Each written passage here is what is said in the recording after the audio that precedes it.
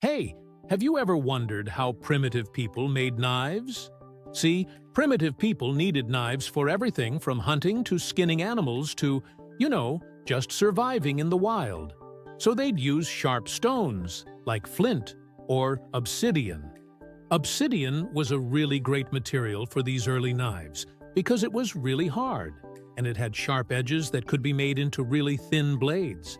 The sharp edge of the stone would be the cutting edge of the knife, and they would make handles out of wood or bone and then tie them together with sinew or rope. Sometimes they would even glue the blades to the handle with resin or tree sap, and this would make a fairly sturdy knife. Now, making these tools was no easy task. It took a lot of time and effort to shape the stones and to put the whole thing together. But these early humans were up for the task. They were some pretty crafty people. So how did they actually shape these stones? Well, they would take a hard rock, like a hammerstone, and they would strike it with another rock, usually a softer rock like chert or limestone. This is called flint knapping.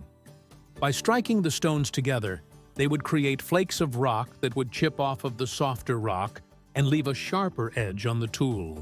This process would create really sharp edges that were perfect for cutting and slicing. Now, not all knives were made this way. Some were made by taking two flakes of rock and putting them together with a sharp edge in the middle.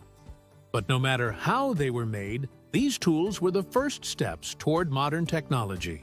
They allowed early humans to do things that were previously impossible, like hunt bigger animals or create more sophisticated tools. So next time you're eating your dinner with a knife, take a moment to appreciate the long history of this simple but important tool. It's been around for thousands of years, and it's made a big difference in our lives. And if you want to learn more about primitive technology, check out the series in the description. Thanks for watching.